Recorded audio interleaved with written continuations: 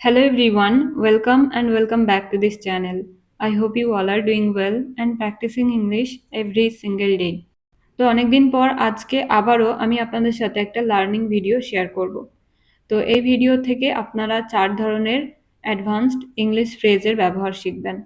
তো চলুন তাহলে এবার পর 4টি ফ্রেজের ব্যবহার এক্সাম্পল সহ দেখা যাক।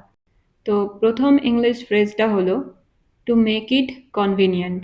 টু মেক ইট কনভিনিয়েন্ট এই ফ্রেজটার বাংলা অর্থ হলো কোনো কিছু সহজ বা সুবিধাজনক করে তোলা। কোনো কিছু কোনো কাজ হতে পারে বা যে কোনো কিছু সহজ বা সুবিধাজনক করে তোলার অর্থে এই ফ্রেজটার ব্যবহার হয়ে থাকে টু মেক ইট কনভিনিয়েন্ট।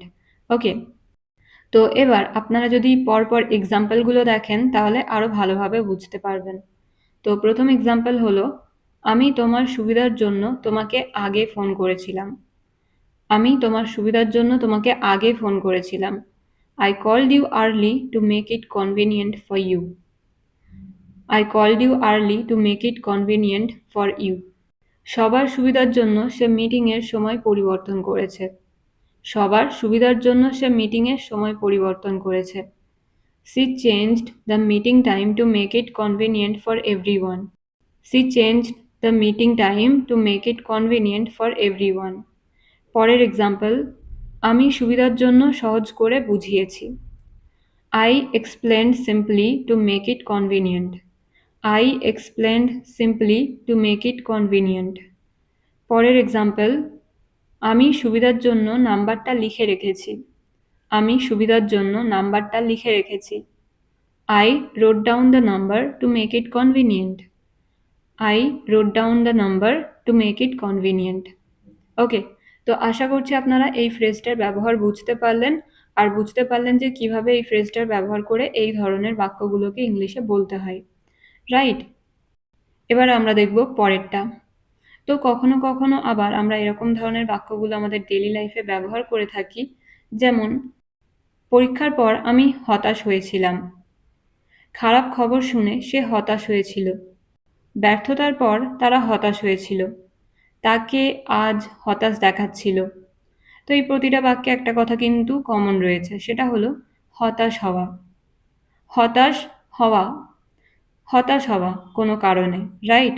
তো যখন আমরা সেন্টেন্সে এই কথাটা বলবো তখন আমাদের ইংলিশে যে ওয়ার্ডটার ব্যবহার করতে হবে সেটা হলো ডিসহার্টেন্ড। ডিসহার্টেন্ড, ওকে। এই ওয়ার্ডটার বাংলা অর্থ হলো হতাশ হওয়া বা নিরুৎসাহিত হওয়া বা মন ভেঙে যাওয়া। এই 3টি অর্থে এই ডিসহার্টেন্ড কথাটা বা ওয়ার্ডটা ব্যবহার হয়ে থাকে। তো চলুন তাহলে এবার এই বাক্যগুলোকে বাংলা থেকে ইংলিশে কিভাবে বলতে হবে এবার দেখা যাক। তো প্রথম বাক্যটা রয়েছে পরীক্ষার পর আমি হতাশ হয়েছিলাম। পরীক্ষার পর আমি হতাশ হয়েছিলাম। I felt disheartened after the exam. I felt disheartened after the exam.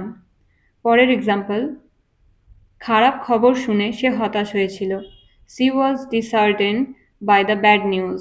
She was disheartened by the bad news. Next example ব্যর্থতার পর তারা হতাশ হয়েছিল। They felt disheartened after failure. They felt disheartened after failure. পরের example তাকে আজ হতাশ দেখাচ্ছিল। তাকে আজ হতাশ দেখাচ্ছিল। He looked disheartened today. He looked disheartened today. He looked disheartened today. ওকে, তো এটা ছিল 2 নম্বর ফ্রেজের ব্যবহার। এবার আমরা দেখব পরেরটা। তো কখনো কখনো আবার আমরা এরকম ধরনের বাক্যগুলোও ব্যবহার করে থাকি, যেমন হঠাৎ বৃষ্টি শুরু হলো। হঠাৎ বা আচমকা সে আমাকে কল করলো। হঠাৎ লাইট চলে গেল। হঠাৎ আমি ভয় পেয়েছিলাম। তো এই প্রতিটা বাক্যে যে কথাটা কমন রয়েছে সেটা হলো হঠাৎ। হঠাৎ করে কোনো কিছু হয়েছে। তো যখন এই হঠাৎ করে কোনো কিছু হবে তখন ইংলিশে আমাদের যে ফ্রেজটার ব্যবহার করতে হবে সেটা হলো all of a sudden. All of a sudden অর্থাৎ হঠাৎ করে। তো এবার চলুন তাহলে দেখা যাক যে এই বাক্যগুলোকে বাংলা থেকে ইংলিশে কিভাবে বলতে হবে। তো প্রথম এক্সাম্পলটা হলো হঠাৎ বৃষ্টি শুরু হলো।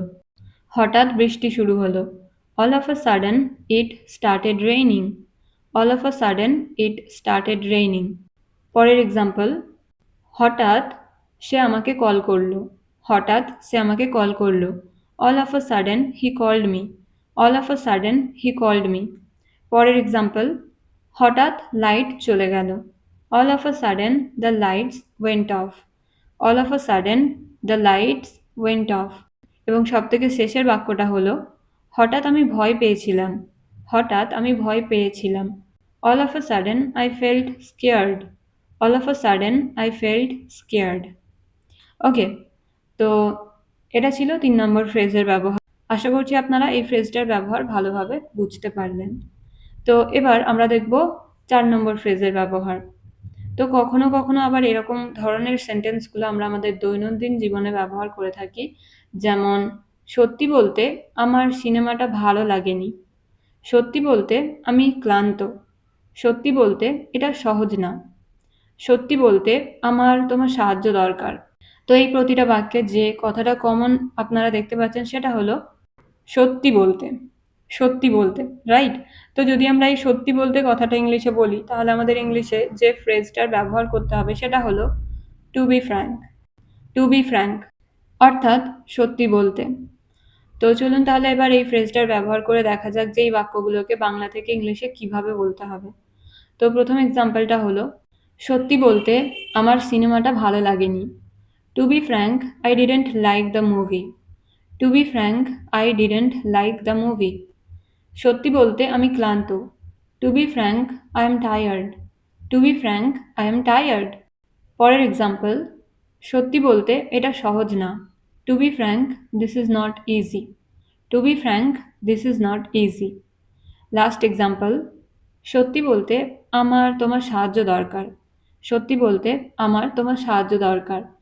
To be frank I need your help. To be frank I need your help. Okay, তো আশা করছি আপনারা এই ফ্রেজটার ব্যবহারও বুঝতে পারলেন। তো ফ্রেন্ডস, এবার এই ফ্রেজটার ব্যবহার করে একটা বাক্যের ইংরেজি আপনারা বলার চেষ্টা করুন। তো বাক্যটা হলো, সত্যি বলতে সে ঠিক। সত্যি বলতে সে ঠিক। তো এই বাক্যটা আপনারা ইংলিশে কিভাবে বলবেন সেটা কমেন্টে লিখে জানান। আশা করছি আপনারা সবাই বলতে পারবেন। সো এই ছিল আজকের ভিডিও। আশা করছি আপনাদের ভিডিওটা ভালো লেগেছে। তো যদি ভিডিওটা আপনাদের ভালো লেগে থাকে তাহলে ভিডিওটা অবশ্যই লাইক করবেন এবং কমেন্ট করবেন। So that's it for today. See you in the next video. Till then, stay happy and keep learning.